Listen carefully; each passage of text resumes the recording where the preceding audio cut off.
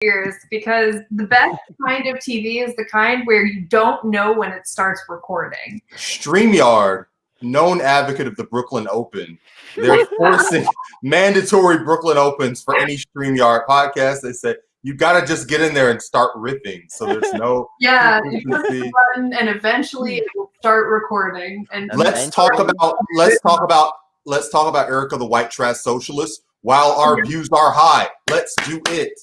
Because we're smart people. That'll keep the retention. Yeah, that's right. So me and Erica the Socialist, or Erica the White Trash Socialist, tomorrow talking about misogyny on the left, and also Amy Coney Barrett. That's happening tomorrow. Wow. Tomorrow. You don't have time to wait. And listen, this is here. You go, and Twitter is funky with these files. I am following her, but either way, you know how Twitter is just biased. So, listen, so what's up is there's direct democracy and we hate corn.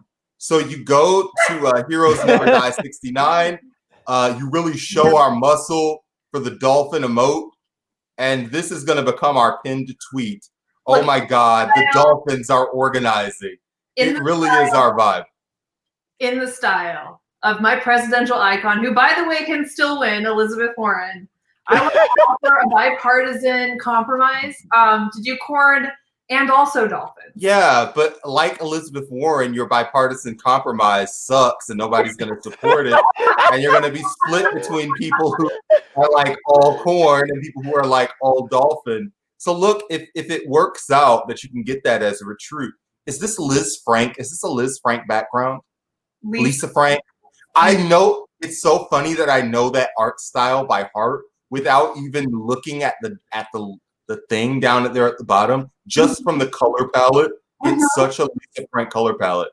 But anyway, the Dolphins are organizing, everybody. The Dolphins have organized. They're organized. What happens when you create a podcast network that is entirely actual organizers? Is some shenanigans are going to happen, and next thing you know, we've got like 2,000 tweets for Dolphins. But Rachel, you know, the thing that's cool isn't that we are organizers; it's that our listeners are organized. So this is a chance for them to flex their power, to prove themselves, and get this dub and spread our message, emoji, whatever it is. Listen. No, but no, I think like people, like I've been seeing a lot of people say that we're all, positivists, and that's not actually true. That's mostly and who we love and support, to be clear, uncritical support of like ironic positivism. But like also no, like it's not really what we're about. Calm down. Like we're, if anything, we started as like a Marianne Williamson like shit posting group. And, actually are a bunch of aged hippies who genuinely believe that compassion might help us here. The real drop the nukes. the real winners here are really Psychic Dolphin Garage, who are the Luigis of the podcasting world. They just come out and chilling, and suddenly dolphins have blown up on the internet through absolutely no action or work of their own. They just come on and it's like, are we famous? This is great. Listen, Rachel, I see. Rachel, yeah. You think about it, Waluigi. What's going to happen, the punchline to this joke, is that I'm going to do that tweet and it's going to go viral and you will be low-key mad forever. It's going to happen because of fucking gender. Because of gender. Yeah. It's going to happen that way, and it's going to happen. We're all just building up to that being the punchline. Rachel, what are you drinking? Are you drinking Fresco or Sprite? LaCroix. No, Brandon, what you really need to do is you need to pull an Aaron and just add an N-word to the tweet somehow, and then 10,000 likes. I know. 10,000 likes. So I had riffs prepared for both. I'm putting my name on the N-word right now. It's almost as good as saying it. That's right. Rachel, I had riffs prepared for Sprite. I was going to talk about how McDonald's Sprite just hits different and why. It's like something about the straw diameter really makes the Sprite experience more enjoyable. and I had a Refresca. I was gonna say sponsored by the boys, but for LaCroix, all I can do is just call you bougie. So I don't really have a good, I don't have a good answer for that one. But listen, it's like, I don't. Rich, who loses here? Yeah, exactly. What? I try to use it for good and not evil. It's about as good as that gets, I think. I've got a sandwich, and as y'all can tell, this is a nice layered sandwich. We've got multiple meats. We've got some olives. The bread is a little bit of a pedestrian, a bread. I didn't get and really the bread is the most vital part of you're not buying sandwich. Dave's Killer Bread? I have some really dope bread. I didn't want to blow it on this because I'm going to eat it really quickly. I don't believe in mukbang Twitter anymore. So I'm going to just hop out for 5 minutes, eat the sandwich, and come back. But in the meantime, the show is in your beautiful hands. And I know. Listen. I've got multiple breads. I've got a nice sourdough, but I didn't want to use it on just a regular midday sandwich that I was going to eat in a rush because I thought I was going to squeeze it in before we record it. But either way, you guys run the show. I'll be back in 5 minutes. It's fine. Love you, Brandon. Oh, and now someone's at my door. My dog is barking, so we're doing great. Ace at Twitter. Let's just leave Kennedy by themselves. I know, right? John's got it. All right, fine. The Dolphins. Oh, okay, cool. I thought I was going to Matt Christman this. No, it's just gonna be loud noise in the background. Fine. Dulcet tones of my dog. Dulcet tones. The pleasing sounds. I'll look pretty while this is happening. Is there anything even worth talking about in the news this week? I feel like nothing has happened except that we're becoming the Handmaid's Tale and we all know it and it's frightening, but there's not much to say about it. And I think it's kind of funny that anybody ever thought the Democrats would consider packing the court. That's kind of hilarious, actually. There's that. I guess that's a thing. There's also, I guess, Trump's health. We should talk about that actually, because there were definitely people that were acting like it was a foregone conclusion that Trump was gonna die of COVID. And y'all, there was only ever an 8% chance, y'all. Yeah, he gets 100%, or he gets 100K a day in healthcare treatment. Not just at all times, but that's what they were paying while he was in Walter Reed. They have an infinite supply of money to keep him alive because he's president of the United States. Yeah, and to be clear, it's not like Trump's guaranteed to do well.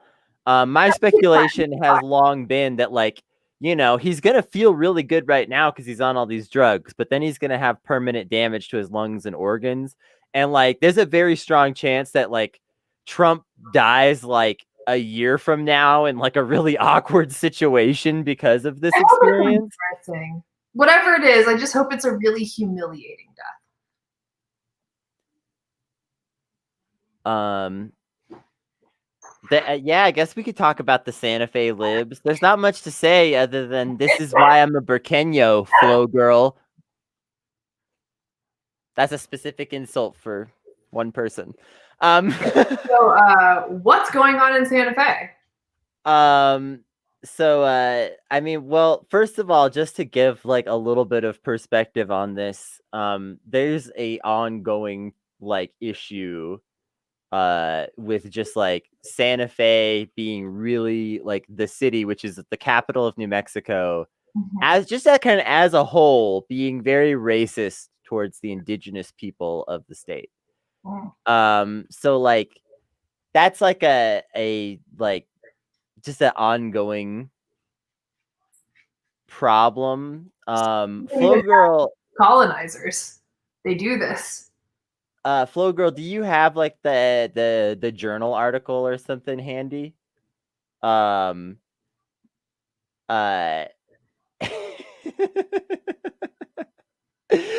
I have to harass you. No one's gonna understand this, okay? But here, Leslie, and ask what this means. Let me explain, okay? So here in Albuquerque, we fucking make fun of people from the Capitol nonstop. Okay, it's just a thing because people come down from Santa Fe, and there's sort of a joke about how do you know, like someone's from Santa Fe? It's because it's the first thing that they tell you. Everybody comes down from Santa Fe to Albuquerque. They're like, I'm here from Santa Fe today. I'm down here like wallowing in the muck of Albuquerque because I need something or whatever. Like they're the bougiest motherfuckers, and we will always give you shit, especially because Flow Girl definitely gives me shit back. So anyway, you know, like a lot of other places in the country, there have been some protests here to get rid of racist monuments because it's time. Rachel, you're muted. There's finally silence in my house too. We've like moved past the point of needing these statues around that were only ever put up in the first place to flex on people who were demanding equal treatment. Yeah. Like we've figured out enough. You know, there's sort of a critical mass of understanding where people are like, no, we're not doing this anymore. This is inherently evil. We're going to stop now. And of course, there's a previous generation, which is evil, it's fighting back. But this is like a universal thing sort of happening in the current civil rights moment.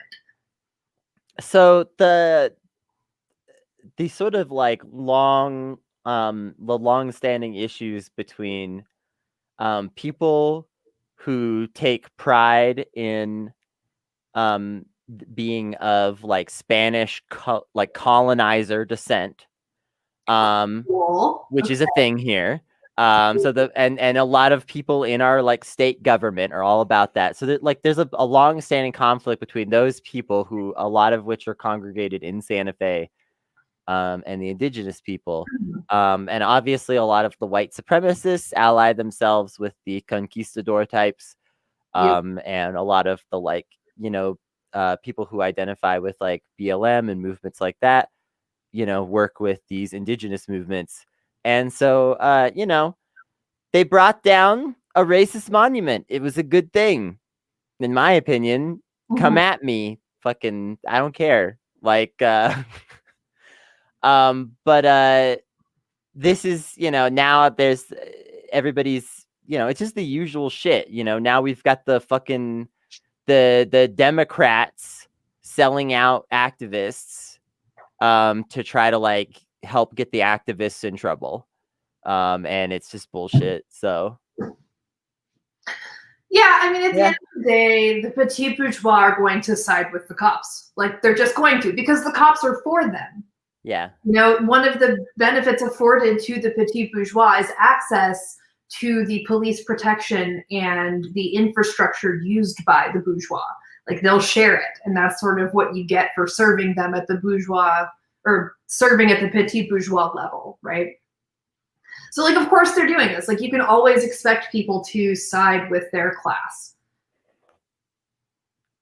Yeah, when an obelisk is not just an obelisk. Because a lot of people don't understand, of course, especially from the outside, what the hell is happening here with this shit? Because it's like especially the statue that came down, it's an obelisk, like we're kind of pointing out. It's not something that like looks overtly offensive, but it's, you know, sometimes it's about what things represent. And this, you know, particular statue was a lot more than just an innocent, you know, geometric shape.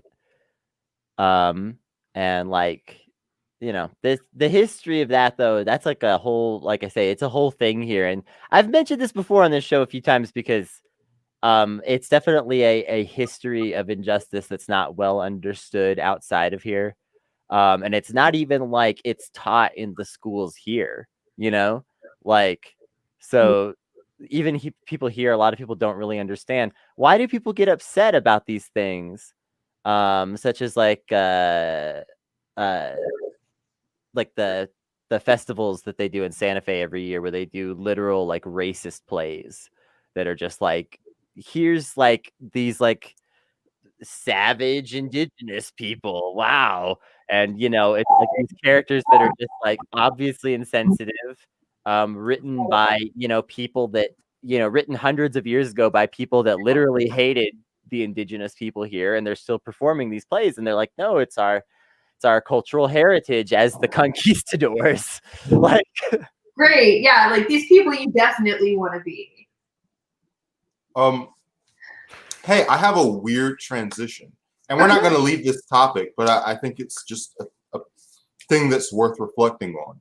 As I look at those images, I think of Barack Obama. Okay.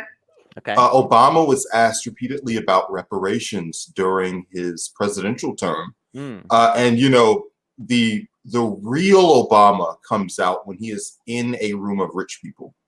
I don't even say that in a mean way or derogatory way. It is just, if you've looked at videos, it's when he is most himself. It is when he is the most honest, when people pay for access to him. So he's in the room of. What gives that away for you? I've read his biography. Okay. All right. With the exception of like obvious things like the Amazing Grace speech, where he was obviously sharing his authentic feelings. In general, the guy who in the autobiography seems to be most like the guy that's at the $10,000 dinners. So, and the reason why I read his autobiography is because my late grandmother asked me to read it as soon as he announced his run for president. And if you remember, she was like a union person and very Democratic Party machine.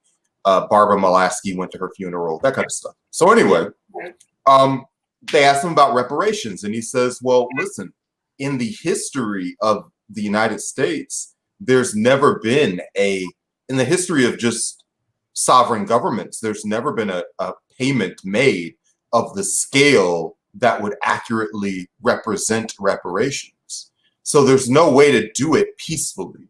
He said, like, listen, if you want to put everybody at gunpoint and get your money, you can do it, but it's a totally different governmental system than the one that I'm operating under as the president. And as I look at these kind of protests, I think, well, and obviously there are activists on Twitter that have their own feelings about it.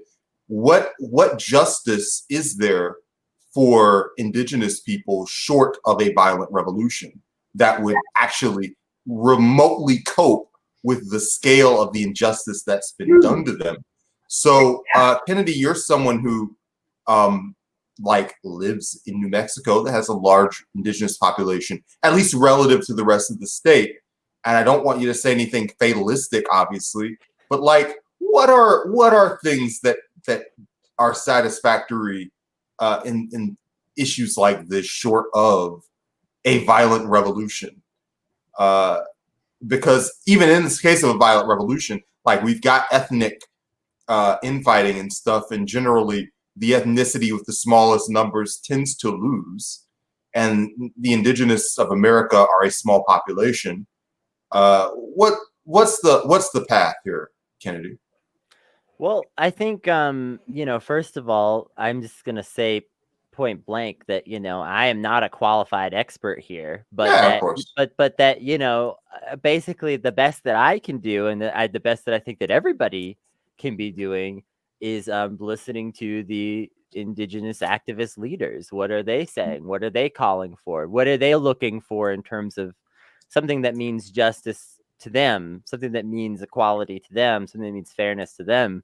So, I think when you look at these groups, you're going to get all kinds of different answers depending on where you live, which indigenous groups are around you, how they feel. Some indigenous groups are more open to, like a fairly peaceful reconciliation, and some are not. I do know that like some of the activist groups here would like to see things just more like a true integration, which means that like it's not just you integrate into whiteness or die. It means that the indigenous, beliefs, languages, and ideas would be treated as like a true part of our nation, as opposed to like as a foreign culture, which is how it's generally treated. Like people generally know more about like how British people operate than the indigenous people on a reservation, 30 miles from their home, right?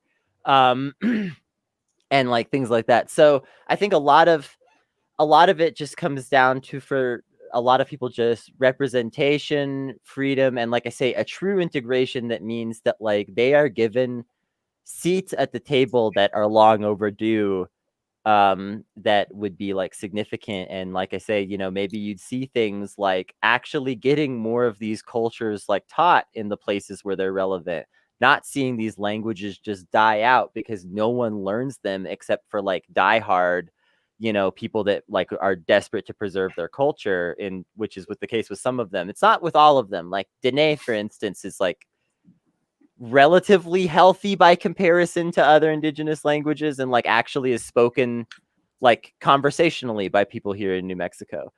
But like Kiris, for instance, I don't know if I'm pronouncing that right for sure, which is like one of the Pueblo languages, is on life support. The only people really practicing it, like I say, are people that are just determined to like keep that culture alive for the most part, outside of like, you know, the people that live in a couple of these pueblos and stuff like that. So it's not something that you just hear out around in New Mexico anywhere.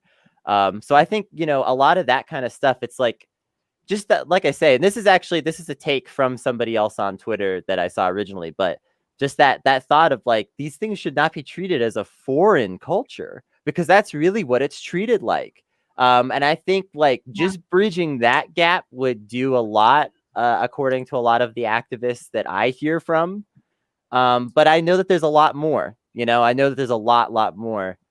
I mean, it's definitely another one where it's like, how do you repay enough, because the damage is so vast. I mean, we destroyed entire cultures, entire nations, entire technologies, thoughts, ways of living. How do you pay back for that? And I think that, you know, the only people that don't recognize this, like how bad the depth of this is are the people who aren't educated in it.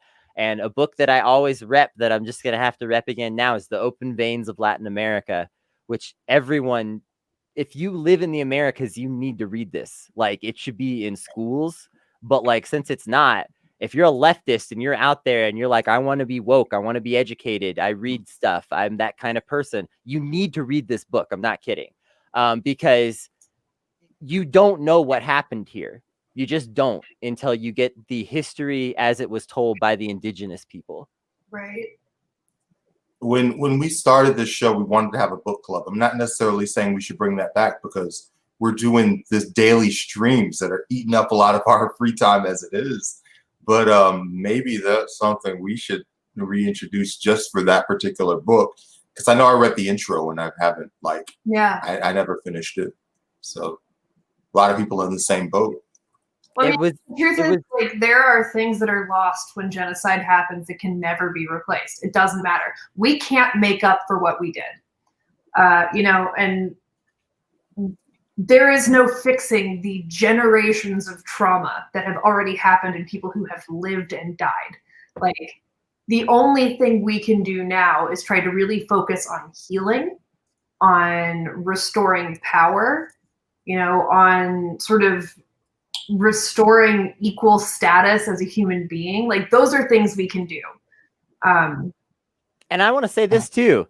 In this time of climate change, I think it's all the more important to be willing to listen to the original peoples of this land.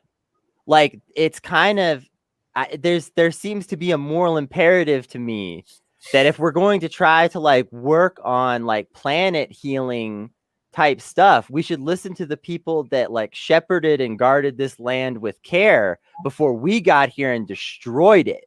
Like, because where I live, New Mexico, for instance, was a lot more verdant before the Spanish came here and overgrazed with their sheep herding.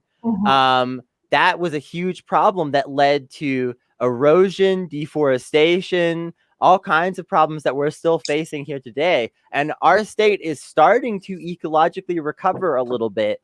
But if we don't carefully shepherd that recovery, it's not going to work out, you know, because someone will just, you know, reap the ecological resources once again. Another book recommendation directly related to this actually is Braiding Sweetgrass. And it's very much about the sort of difference in like conceptualization between like indigenous cultures and European cultures in terms of dominion over the earth, and the sort of fundamental way that Western like imperialist culture sucks the life out of the world around it. You know, like we don't think of a tree as a thing that's alive in the same way that, you know, somebody who refers to it as a living being as the base of their language, you know, languages that have like modes for a thing that is, you know, alive and a thing that is not, right? That's why you hear like people talk about it, like, oh, everything has a spirit. And it's like, well, no, like that's reductive, right? And this book in particular really elucidates that and talks about, you know, how it's this fundamental linguistic approach to observing the natural world around you as something that is alive that you are like a part of, not as an object for you to have dominion over and use to your profit, you know? It's a good book. It's called Braiding Sweetgrass. Hell yeah. Yeah, it's good stuff. Yeah, I think people need to expose themselves to some of that stuff because, Yeah. you know. It's so funny that the question that started this was like, what are indigenous solutions to discrimination? And like, I should know better because like, just on my own Twitter feed, you know, I've got like 5 feuding groups of Black people that are a huge mess arguing with each other about bullshit. There's no good organizations, everybody. Listen, if you're a poster and you're like, what does X think about Y? Nobody thinks anything about anything. Everybody is completely exhausted and fucked up. We're all screwing this thing up and we're all fighting over nonsense. And go check on that corner of Black Twitter, and it's literally just Black people fighting other Black people over really minute details. And I'm sure that if you get into, is First Nations still a phrase that is used, or is that outdated now? It's still used. Definitely there's as much nomenclature and as many opinions about that. Okay. As all right, well, I'll just use it because I'm a literary person. I like words that sound elegant. So First Nations Twitter, I'm sure, is every bit as messy and self-destructive as Black Twitter. Just certainly reactionary groups within like the tribes and like nations. Sure. Like I'm thinking of like Wet'suwet'en, you know, there was like an entire like group of people within the Wet'suwet'en nation that were like actually kind of gung-ho on the whole pipeline thing. But they were like a minority, but like they were very vocal. And so of course, you know, the powers that be sort of held them up like, see, it's fine. And it's like, you know, there's a big conflict there. So yeah, I mean, it's everywhere. There's no good organization. There's no good group. There's just a lot of people who are trying very hard to negotiate with each other using the very blunt objective language. So Brandon, of course, the answer was going to be, it's complicated. It's complicated. Here's some books written by indigenous folks. No. If you're looking for like a broad generalization about like restorative justice, it's about restoring power. Right? Dude, we can't. I don't know if. Well, Rachel. How do you give people their power back after you took it away? You know, that's the real question. And I mean, that's a huge question. Rachel, what's restorative justice for America? Like, I don't even know what a restorative for. Like, and let's just say you're a regular person. Wait, before we, I'll let you have the floor. Hold on. Let's say that you're a regular person and you're white and you live in Ohio. You have a job. Mm-hmm. Your dad worked in a union. You have an okay job, but like you have a reduced standard of living. You're very aware of it. It bums you out a lot of time. You're not like angry at minorities, but also when you see Twitter and they're cussing out white people, you're like, damn, I got my own problems too. Get off my nuts, dude. Explain to that person, what is restorative justice and what does it look like for the institution of the United States of America? That's a huge question, just lay on you, but you're smart. Just go with it. I only talk about this for a living. It's fine. Yeah, that's fine. Okay, so when we start talking about restorative justice, we can't actually talk about it on the scale of identity. We cannot talk about it on the scale of political identity, because we are talking with restorative justice about actually meaningfully healing the harm done to individual people, right? There are broad patterns. There are certain strategies that'll work better, but what we are actually talking about and what makes this task so huge and so daunting is we are talking about actual interpersonal healing. Like, we are talking about a person in their place, right? If you are the person who is doing the worst anywhere for 50 miles in any direction, right, in terms of like how well you're doing, how safe you are, then you are the person who needs the most help right now in that spot, you know? And we have to sort of reframe the entire approach we have to this away from this neoliberal technocratic idea of like broad grand solutions and back towards these individual focused solutions that really look at what a person needs to be secure, to be healthy, to be safe. You know, if we talk about things we can do in the short term that will sort of help move us towards those goals, right? Putting people who are oppressed into power positions and letting them lead is going to be really helpful here. You know, believing people that communities have elected to represent them when they say this is what we as a community need, right? So like, nobody needs a white savior. Nobody needs a white savior. What people need is for white people to listen, to actually listen without centering our feelings, without centering, you know, how bad we feel about everything or how much we want to help, to just shut up and hear people, and then to show up with money and support to help people that need help getting into power. And that's it. That's what you do. Like, and I know that that seems like simultaneously the most overt or most overly simplistic and also like grandiose way of approaching the problem, but there's no actual way of doing it without that immediate interpersonal praxis. You know, and that's why practice is so important. I feel like more than a political force, you're really struggling against the pride of individuals Yes, who are in a very like lonely environment, and they're dealing with their own oppression, right? Yeah, absolutely. So many people who are looking at this situation, and maybe like deep in their heart they understand how bad this is, right? But they feel like this requires some sublimation of the self that I don't have the mental energy for. Yeah, it's hard, right? I'm not saying everybody can do it. Yeah. Like, if you can, you have a moral obligation to do it now. You know, if you are capable of being the bigger person, and I don't mean like specifically like if you are a marginalized group being the bigger person, right? I'm talking about like being the person who takes it upon themselves to actively try, you know, to say like, I want us to be on the same team, and I recognize I am going to have to really work on me to make that safe for you, and then actually do that work. We need that. We need good faith participation from people who recognize that they cannot be in charge. That makes sense? Yeah. Kennedy, how do you feel about this entire discourse? I relatively agree with a lot of it. I think that basically like a lot of people are going to have to put their, swallow their pride a little bit if this movement is going to work. That there, like you said, Brandon, there's an issue of personal pride here. And I think, we see that issue of personal pride in things like liberals who don't want to admit they're racist, right? Or like things like that, where we have these, people are like, I'm absolutely not racist. I have a black friend. I've never said a racist thing. If blah, you're blah. racist, you are.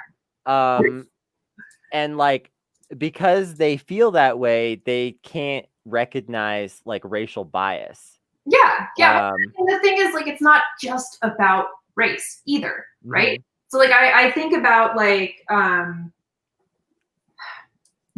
y'all familiar with like the Wheel of Privilege? sort of concept of the wheel of privilege. So this is like a really useful way to conceptualize like intersectionality, right? And you'll have to Google it because I don't have it handy. It just came to mind. But it is essentially like a wheel, right? And sort of in the center is identity, and out of the wheel are spokes of identities that everybody has. And each one of those spokes can be sort of weighted differently in terms of like privilege and power, right?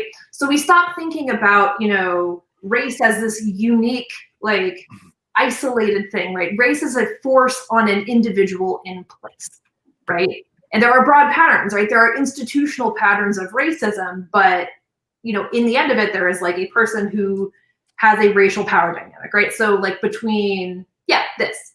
So, and there are parts of it that I'm like, I don't know, but like it's a useful framework, right? To sort of understand the nature of the relationship. And so when I think about this, like I can use sort of me and Brandon as an example, right? If we talk about the interpersonal power dynamics between like me and Brandon, we have Brandon who is a Black man and me who is a white woman. And I would say I'm like, you know, petit bourgeois, Brandon's proletariat, right? So we have these power dynamics. When it comes to money, I have a lot of power over Brandon because I'm from a petit bourgeois background. When it comes to race, I have a lot of power over Brandon because I am white. When it comes to gender, it gets weird, right? Because there are aspects in which like there are components of Brandon's identity as a man that are, you know, unexamined, right? And so there have been moments where like Brandon and I've had conflict where I'm like, Brandon, you're being sexist. And that's real.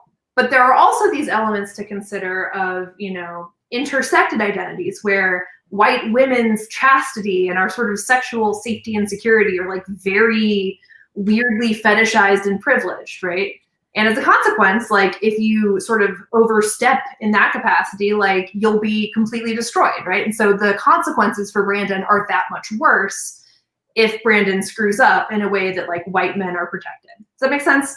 Sure. So the sort of concept of this intersectionality is that these multiple forces work on individuals at the same time, but in like different directions and sometimes in ways that recombine with sort of strange outcomes, right? So like the sort of attacking Black dudes because they're dating white women thing is because white women's sexuality is seen as this weird coveted prize and like MacGuffin, you know? And if we weren't approaching white women's sexuality as a MacGuffin, like that problem wouldn't exist in the first place where people are trying to police it. But because it's already being policed, and also because like, you know, they're trying to like do white supremacy, right? It just gets like all the more hairy because these two individual forces are interacting and making things like weird and mixed Right. in the And most people's politics are like a result of what comes out of the machine after they've like jiggled their personal, you know, identities together, and they've, you know, come out with a politics that reflects what their identity is, and without their experiences, you know. Sure.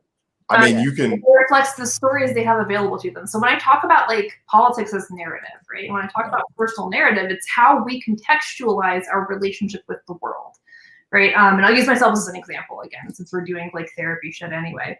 Like when I was younger in like my early 20s, like I was extremely, extremely resentful of men just generally. Like I know like I do a lot of joking around about misandry, but like at that point in my life, I actually like did dislike actively men. And, you know, I felt this like righteous fury in it, right? Because I only sort of saw like my own experience of it, you know, like it never occurred to me until I was like older to like think about like, oh, like these other people are acting this way because things happened to them, you know? And so I guess like when I talk about like these large systems of privilege and how the only solution to them is the immediate like interpersonal relationship, what I'm talking about is that step outside of yourself, where you look at the person who hurt you and you understand they probably didn't do it on purpose. And when you hear that you are the person who hurt somebody, you understand that even though you didn't do it on purpose, it still happened and you're still responsible for it, you know? There are certain things, and I feel like this is, well, okay, 2 points. Well, first of all, you can look at this, if you're a Black person, you can literally look at, there are corners of Twitter that are extremely left-leaning, but are also extremely sexist. And you can just be like, oh, wow, this person has experienced their oppression in almost exclusively this way. And their output is almost exclusively this way. And it's got these huge fucking gaping assholes in it. And they also have their sense of self-righteousness up so much that they will just feel like, you know, this is the thing to do. But there's also things where there's, and this is the second thing, you can have a certain amount of distance from a subject where you have so much distance from it that you can look at a situation and go, oh, that's wrong. And you can support that thing because it doesn't touch your own ego. So you're so unaffected by it that you're like, oh yeah, this is obvious. Yeah, like obviously that's not the solution. And it's like, you say that though. It makes me think of, Europe, which sometimes markets itself as more progressive until there are refugees in their neighborhood, or people who market themselves as progressive in America until it affects like who's going to school with their kids. And suddenly they're like, wait, hold on, this is closer to me.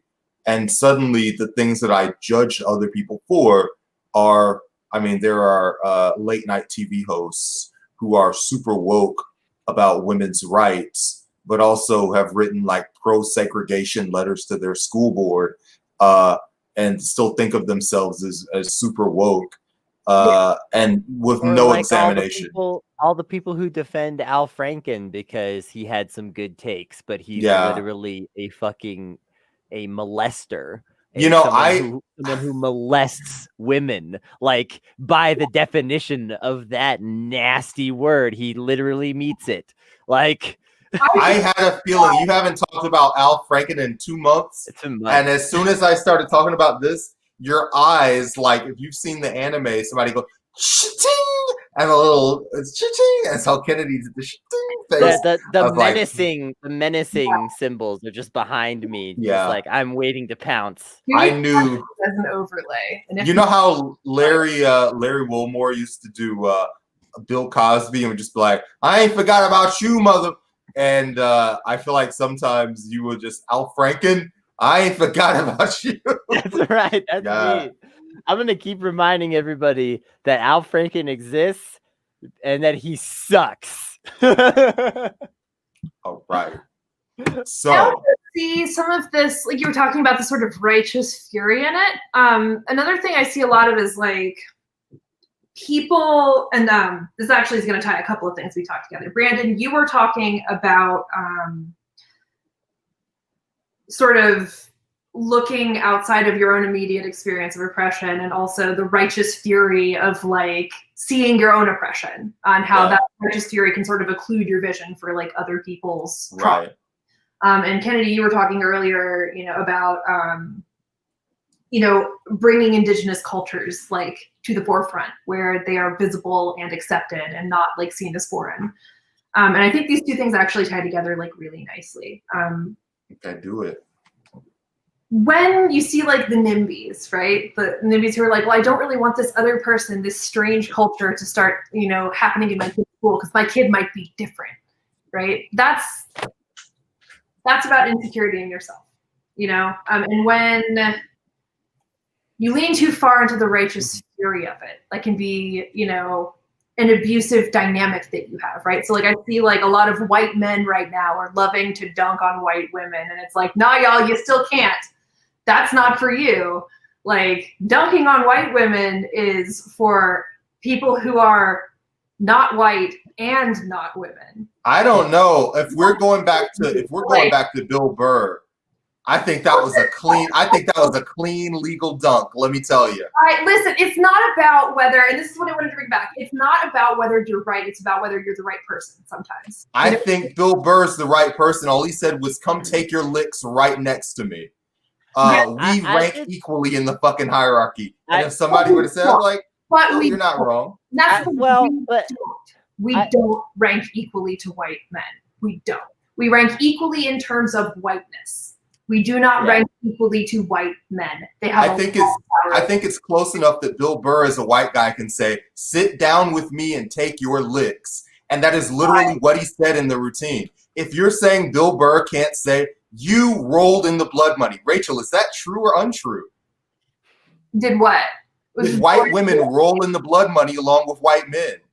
Yeah, of course it is. When there was a threat to white women, did white women seek solidarity with white men and get it? Depends on what the threat is. Did they seek solidarity with white men? Part one. Did they get it? Part two. This is hard to argue against, actually. If it's about our physical bodies being violated by white men, no, there's no solidarity there. Did they volunteer their bodies to white men in order to maintain their privilege? Historically, as a group. I don't think it's that simple. I actually do. Yeah, and let's save that for the post show. But I actually do think as a group. I disagree with you, but it's not that simple. And when we're talking again about restoring justice, right? That gender power dynamic exists independently. Like there is no sucker for somebody like me when I get like. I have a. I actually think there is. You just don't take it, but it does exist, and you can take it if you want it. I have a third position. I think you should probably take a step back and listen more than speak here when I'm talking about what it is like to come forward with sexual assault. I haven't mentioned sexual assault at all. When Dave Chappelle says the same thing, do you take him more seriously than Bill Burr? If I do what? If Dave Chappelle says the same thing in a routine, is he a apt critic, or does he need to also listen more than he speaks? I think Chappelle has a legitimate place to talk about it. Do I have a legitimate place to talk about it? Absolutely. Okay, then I'm talking about it. You rolled in the blood money. You got all the heist. There was a heist. You got a cut of the heist. Hold on. Wait, I want to cut this off. This off. Women benefiting from whiteness, and yes, you can speak to that. I want to propose. You cannot speak to the power of being a woman compared to the power of being a man because you've never been there. And those things exist independently and create weird outcomes in individuals. I want to propose the third position to the Bill Burr situation. Which is that I think sometimes there is, although I agree that it's important to elevate the right voices and like get certain voices into the conversation, I think that there can also be a utility in somebody with privilege speaking out at certain times.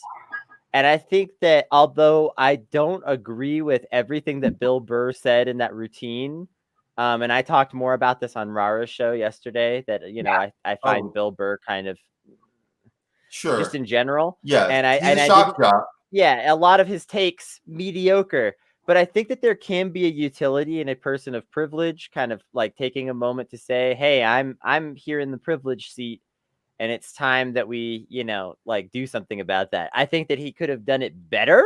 Perhaps anybody can do anything better. I feel like that's a part or things like that. But I think that there could at least be arguably a utility to Bill Burr recognizing his privilege, especially in a moment like this. But he didn't only recognize his own privilege. He was calling white women out. And that's different. That is a different thing from saying like, hey, yeah, I fucked up. Because what he's doing is he's doing the same kind of thing white men always do, which is where they just foist all of their like emotional issues onto their moms and their girlfriends and their wives and say, Rachel, have you ever foisted emotional issues onto men? You gotta let me. Have you ever discussed men? Let me talk right now. Okay. You gotta let me think you. All right. This is a thing that happens a lot. Right? And I am not saying white women are clean here. Obviously, we are not clean. My question is, why was nobody listening to all of the white women who said it? White women have been saying, white women, you need to get it together. And nobody put us on SNL doing it, right? Where is our platform? Why are we not the ones being platformed to say this, right? And it's because we don't have the power, right? He used the power he had over us to shame us, to make himself feel less alone for the kinds of things he needs to be held accountable to. And that's not okay. Like the fact that he was right is not as well. He wasn't Kennedy, right. Kennedy, do you feel white women are underrepresented in Saturday Night Live? No. How many black people are on Saturday Night Live? I can only name one. Kenan Thompson. How many black women are on Saturday Night Live? Rachel, name some black women that are on Saturday Night Live. Go. Saturday Night Live is racist and sexist. It's name some cast members that are black women on Saturday Night Live. Can you name them? I have not at any point said, nor am I attempting to say, that there is not a dynamic at play where white women benefit from being white. Yes, we benefit from being white. What I'm saying is, in addition to that, sexism is also real. Sure. And it hurt us because we do still get raped. Do white women have a platform on Saturday Night Live? Yes or no?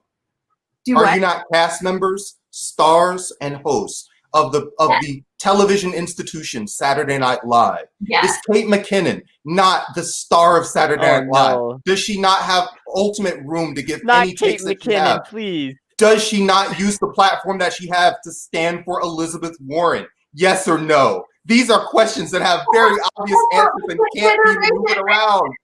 Okay, wait. We're also talking about class, and like, of course, she's petite bourgeois. She's gonna side with petite bourgeois people, and by default, petite bourgeois culture is extremely racist. Is Bill Burr petite bourgeois?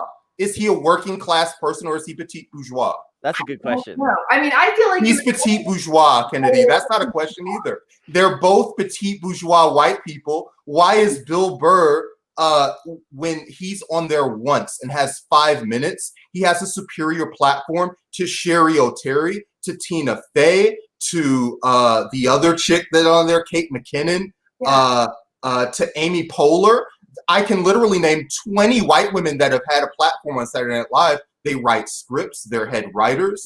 Can you name a black woman that's ever been a head writer for Saturday Night Live? It's a cultural institution, and it's mostly powered by wealthy white women who had multiple times to talk about any political issue that they want. The idea that they have been silenced, Rachel, I love you, is absurd. It's absurd. It's not. What can a white woman not talk about on Saturday Night Live? If we're at the point that white women don't have enough control over Saturday Night Live, who's the person that's in charge there?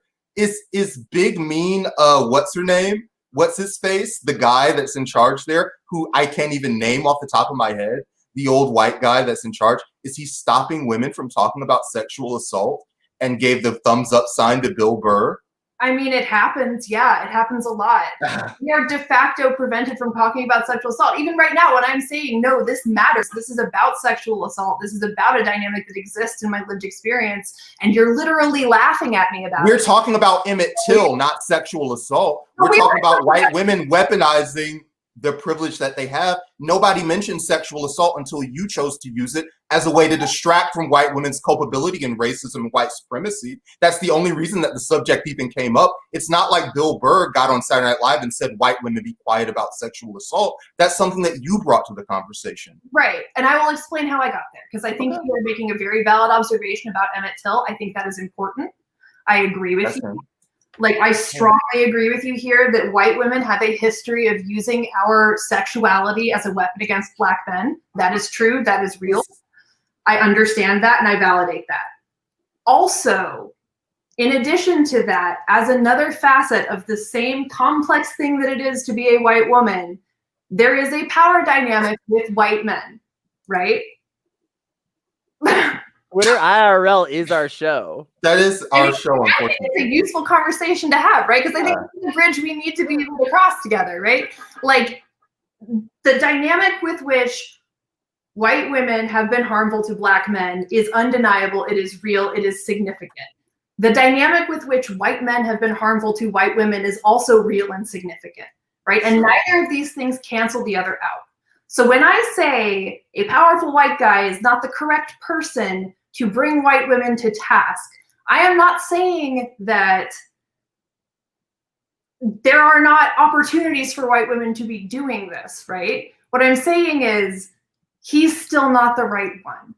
And the solution is not give it to him to shame us and bring us to task like he's our dad or whatever. The solution is to get white women to talk about it, like to let me talk to white women as white women and say, like, hey, pull it together, start talking about these things. Kate McKinnon's been a cast member of Saturday Night Live for a decade. Has she ever given a speech in the way that Bill Burr has given? I'm the moderator now. All right.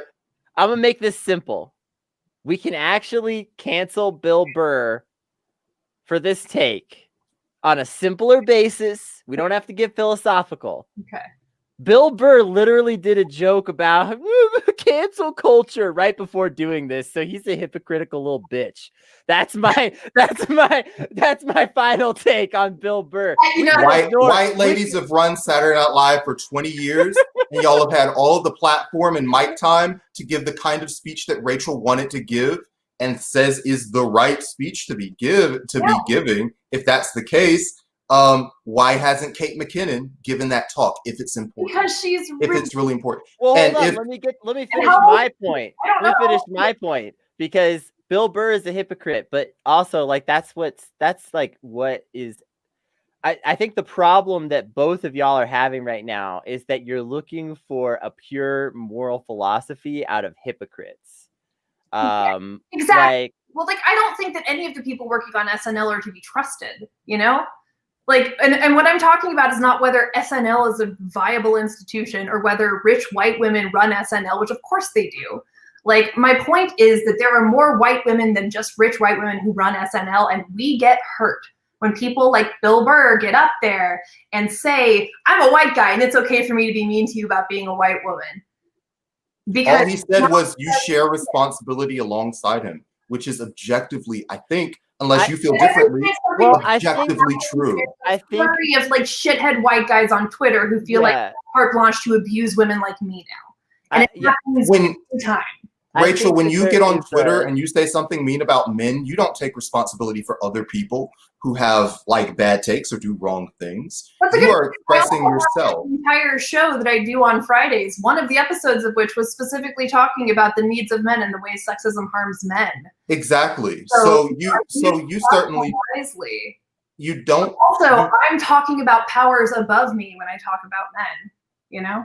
When I talk about gender dynamics and I talk about the way men treat women, I am talking about a power dynamic I am losing. But he's talking about a power dynamic that he's actively a part of, and you do that on this show all the time. Sure. I try to do it, justice. I try to talk about the way white people are screwing up without, punching down. But he was punching down. No, he wasn't. He was punching across. He was punching at people who have a share in the highs. We won't agree on this at all, so we don't need to. I declare myself the victor. You may also declare yourself the victor. But Bill Burr, I declare you both victors. You both are going to get first place medals. He can't hear this in the bedroom, and then it's not my place to repeat this. I'm supposed to make him amends if he didn't. The thing is, all the time, I see people doing sexist shit and think it's not my place. I'm not the right voice. I see people doing child abuse and think it's not my place. I'm not the right voice. Yeah, sure. Self-editing. All right, so part of solving these problems, I think. The good news is, in the post show, we're going to talk about when was the last time SNL was funny. Was it ever funny? Never. It's always funny. It's funny now. So we're going to talk about some It's not good. We're going to talk about some stuff like that. Is SNL worthwhile? Oh no, Brandon! Oh, I thought you booted him. No. Oh no, Brandon, come back! Brandon. I swear to God, we didn't boot Brandon, and I love Brandon. And heated debates aside, we're gonna get now. Someone's gonna watch this and be like, "Look, they kicked Brandon. They wouldn't let him. They wouldn't let him." I've been silent. I'm just saying this wasn't gonna happen, Kennedy. I've been silent. We also need to talk about Uber farts because I think that's a very important story. Uber farting is very important. Go over to patreon.com/notsafe if you want to check out the post show where we're going to talk about is SNL funny and Uber farts and other just lighthearted, silly stuff.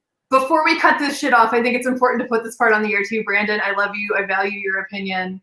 I think you're a insightful person. You always show up for me. And even though we disagree on things sometimes, I will always have your back. I hope that when you get on the cast of Saturday Night Live, that you give that shout out in your monologue. Do this.